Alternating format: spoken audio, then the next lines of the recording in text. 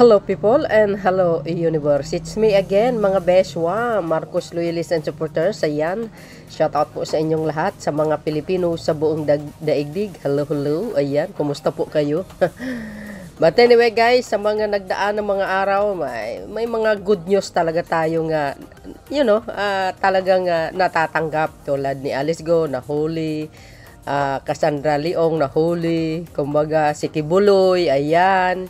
Ultimatum ng PNP 24 hours pag hindi sumuko, lulusobin ang isang building, nagtatago siya doon. Tapos ang dami pang mga istoryahin itong mga abogado niya. Ay nako, wag kayong maniwala diyan. Ang importante, nahuli at kung nahuli man siya or sumuko, it doesn't matter mga kababayan. Ang importante talagang harapin niya yung kaso niya. But syempre guys, dito sa video natin, pakinggan nyo ito, yung sinabi ni Representative Valeriano guys ng Manila. Ito po ay regarding sa mga pag-uugali ni Sara Duterte itong nakarang budget ay nakalimutan ko i-upload dito courtesy po ito ng House of Representative Panoorin nyo ito at kayo na po balang humusga po mga kababayan. Kapwa ko mambabatas, sambayanang Pilipino, magandang hapon po sa inyong lahat. Sa anumang negosyo, maliit man o malaki, normal na dumadaan sa pagsusuri ng mga boss ng negosyo ang operasyon at budget ng negosyo. Alam yan ng mga entrepreneur. Saan mang lungsod, munisipyo o barangay, ang operasyon at budget ng LGU ay dumaraan sa pagsusuri ng kanilang konseho. Ganyan po ang proseso dahil tayo ay bahagi ng isang demokratikong republika. Hindi po tayo monarkiya, komunistang rehimen o diktadurya. Ang Pilipinas ay isang demokratikong republika. Kapag eleksyon, wala tayong iniluluklok na hari o reyna o emperatriz sa pwesto ng kapangyarihan. Ang ating demokratikong republika ay mayroong kongreso, hudikatura at ehekutibo. Tatlong sangay ng gobyerno na pantay-pantay at binabalanse ang isa't isa. Tungkulin natin dito sa kongreso na busisiin ang panukalang budget ng ehekutibo at ang panggastos ng mga nakaraang ipinagkatiwalang pondo ng bayan. Hindi pera ng pangalawang Pangulo ang Office of the Vice President budget para sa 2022, 2023, 2024 at 2025. Pondo ng bayan yan.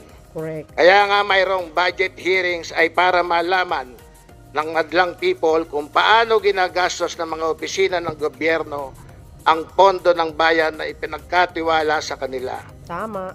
Ngunit, itong nakaraang linggo, ilantad ng Vice President ang kanyang hindi kagandahang asal. Ayun. At kawalan ng respeto sa ating saligang batas at demokratikong republika.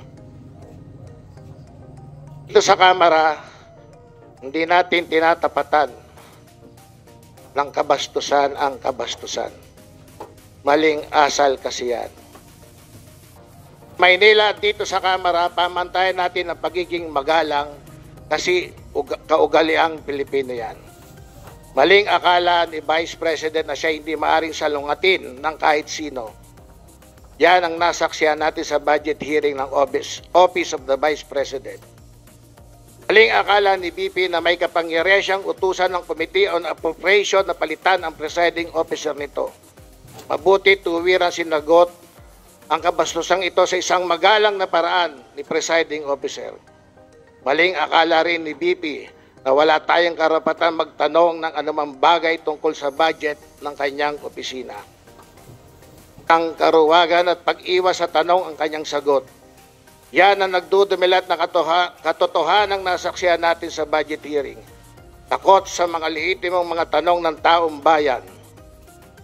Sa simula pa lang ng kanyang presentasyon at ayon sa kanyang sinasabi, wala na talaga siyang balak sumagot sa anumang tanong.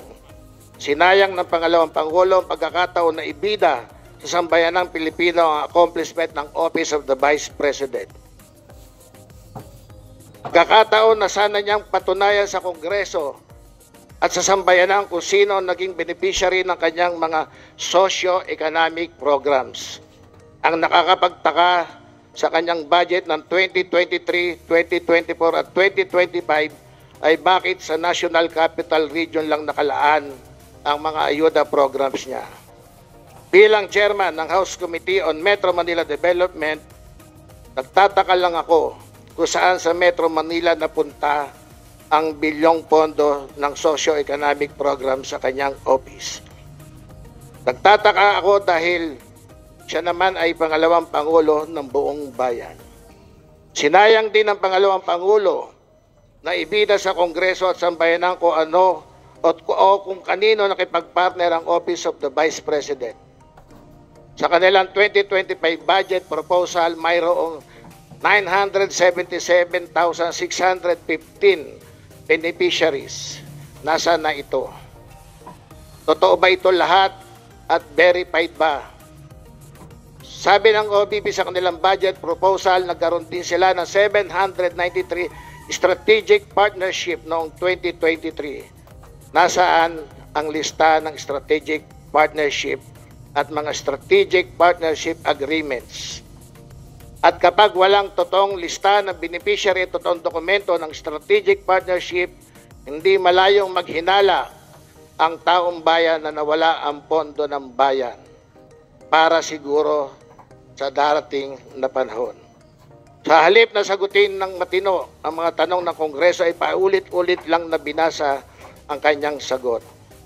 At bilang pagtatapos, nais ko lang pong ipaalala sa mga botante at sa Maynila at sa buong bansa, hindi nararapat sa atin, lalo na't siya'y nag-aambisyon na maging Pangulo, ang ayaw magsabi kung saan ginastos ang pondo ng bayan.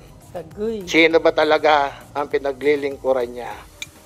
Baka naman ang boss niya ay humaharang sa bangka ng mga Pilipinong mangingisda o ang mga promotor ng Pogo. Sapul siya dyan, guys. Yan ba ang asal ng ating Vice Presidente at nag-aambisyong maging Presidente? Tama. We deserve better. Tama. Yes. Mr. Speaker, Oh, yun guys, narinig nyo?